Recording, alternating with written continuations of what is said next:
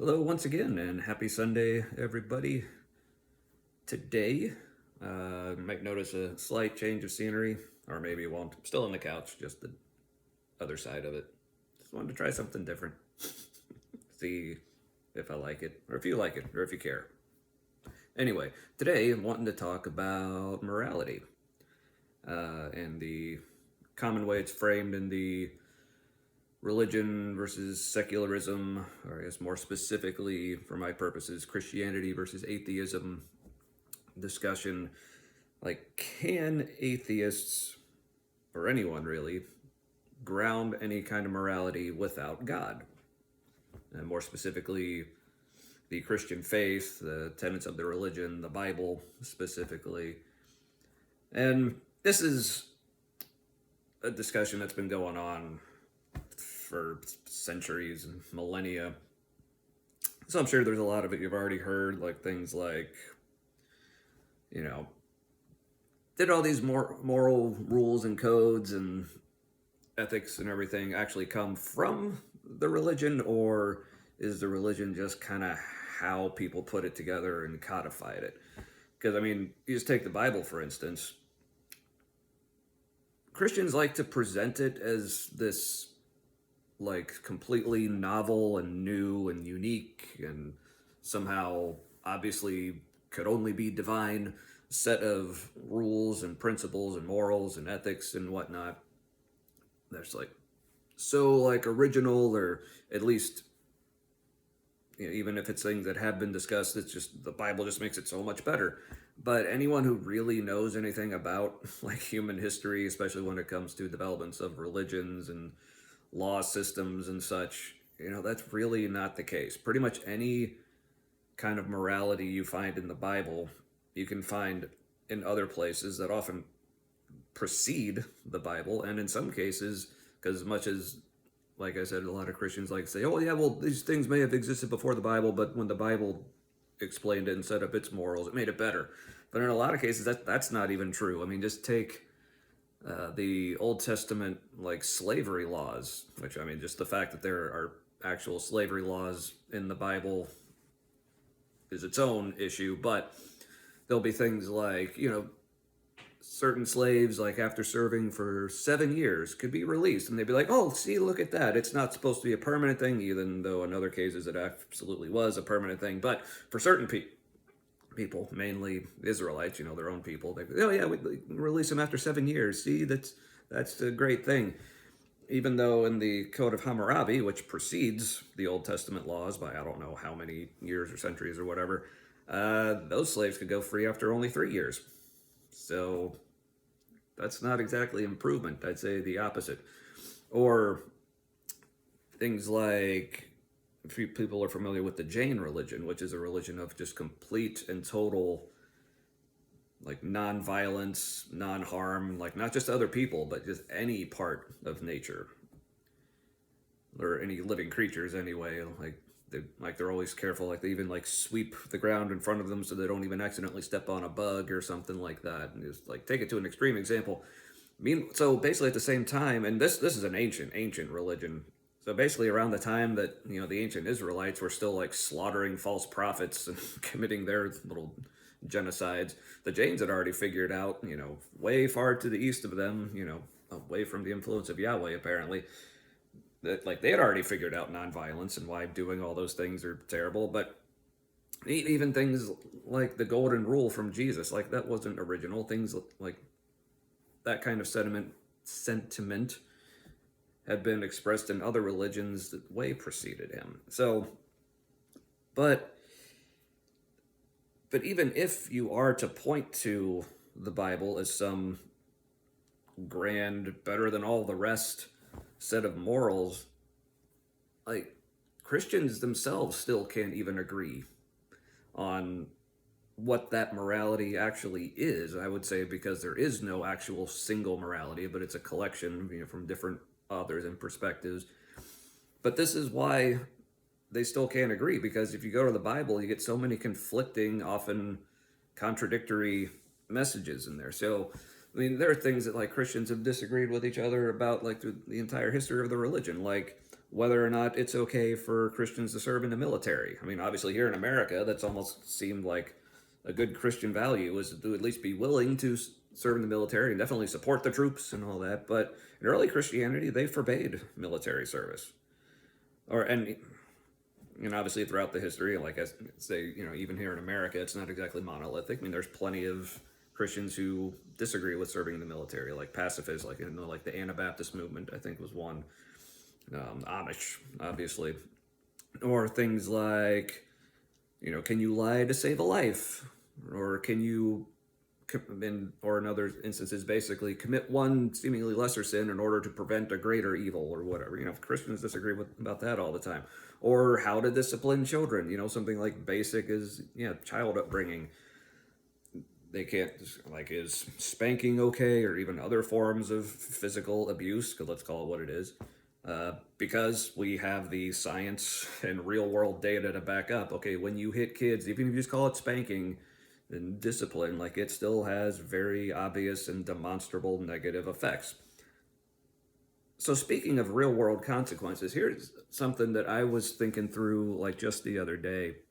So these are, at least to me, like, some newer thoughts. I mean, I'm sure similar things have been expressed elsewhere, because I think it's one of the things the Bible says that probably is actually still true, from the book of Ecclesiastes. So there's nothing new under the sun. So when Christians say that atheists can't really have a moral grounding for their moral principles, but Christians can.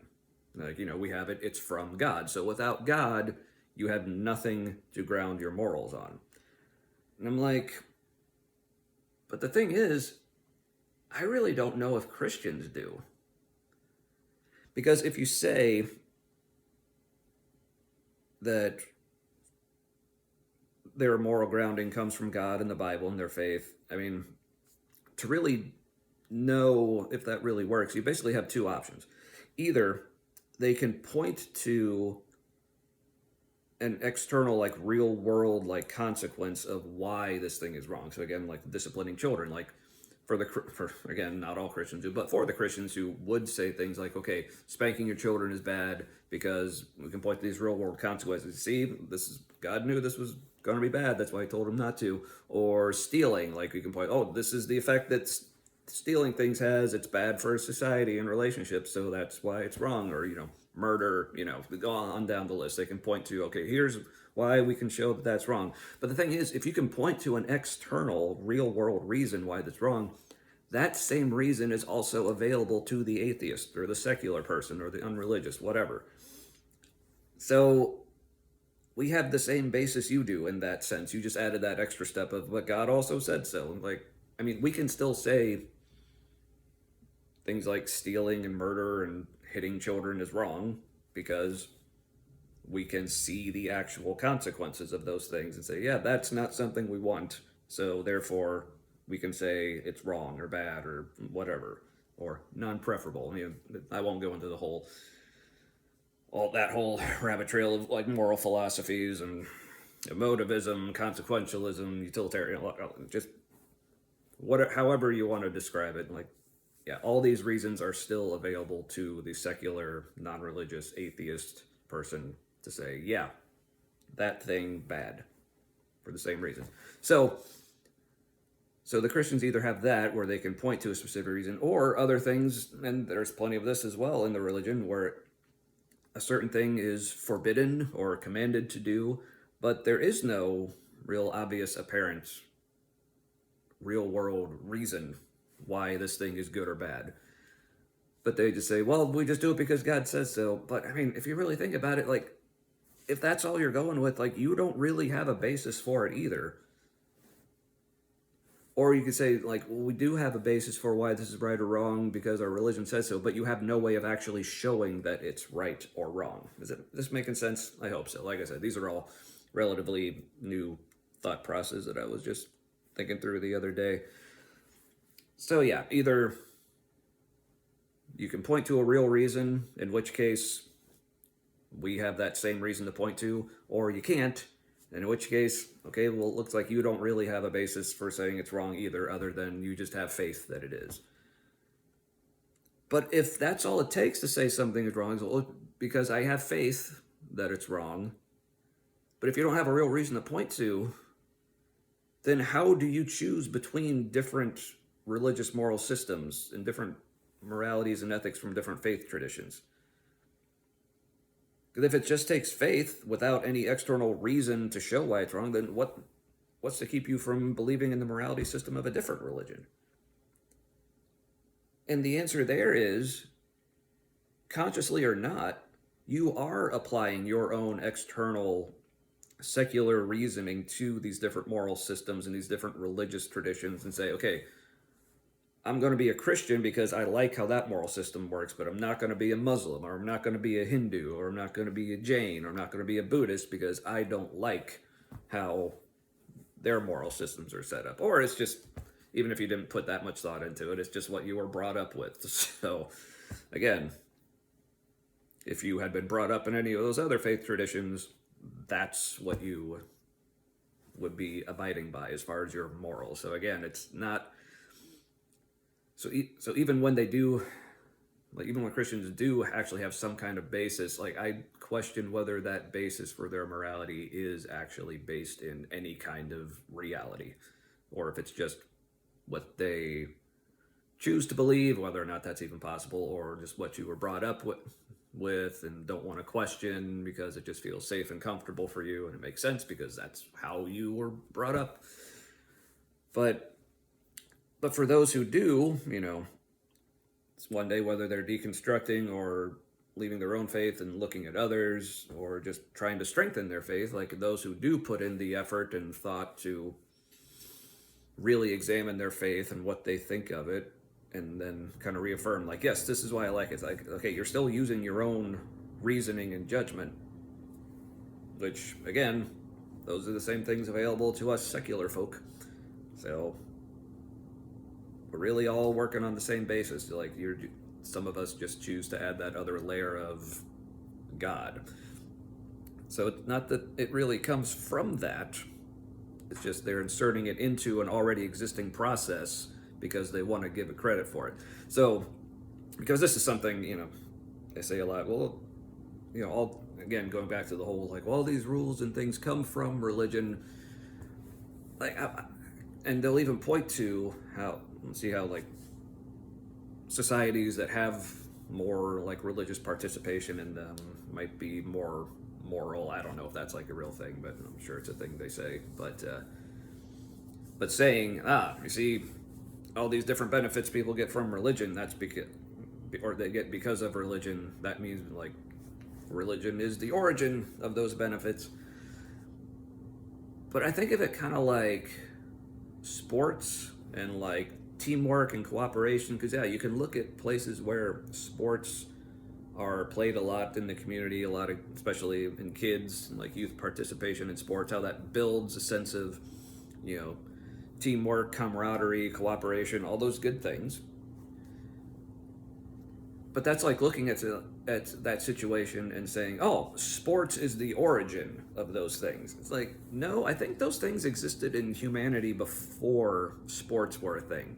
I think sports is just one of the ways we've chosen to put a structure around it, maybe enhance it, and just another way to teach it and ingrain it in certain ways. So I think the same with religion. It's like we had these things that humans were already thinking, okay, we like these things, we don't like these things, this is how we want to behave as a society, and then they just put it in this religious framework just to give it more oomph, whatever, a little more gravitas, if you will.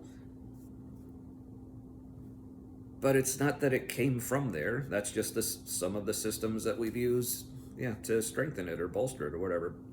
So this is why I think, I guess, to quote the subtitle of the famous or infamous book by Christopher Hitchens, God is Not Great, the subtitle being How Religion Poisons Everything.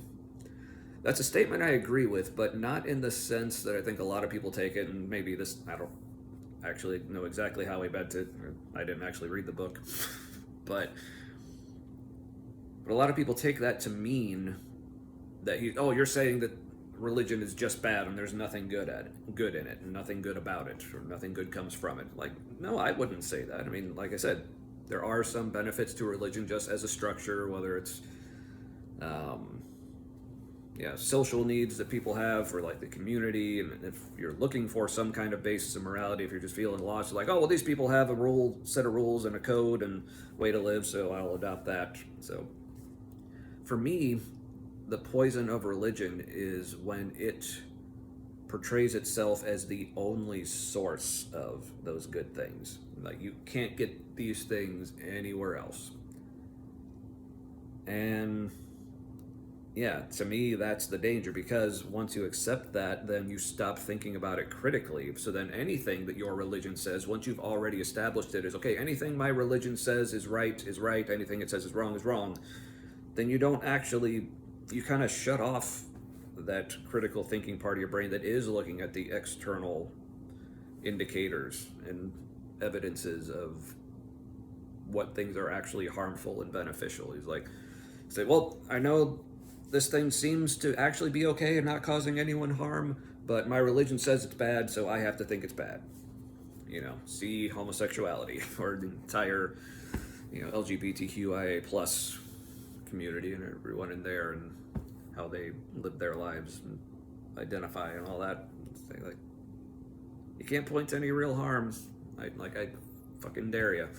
But like, oh, but our religion says it's wrong, therefore we just have to think it's wrong. It's like, see, that's the poison of religion. It just shuts off that part of your brain that is actually pretty beneficial.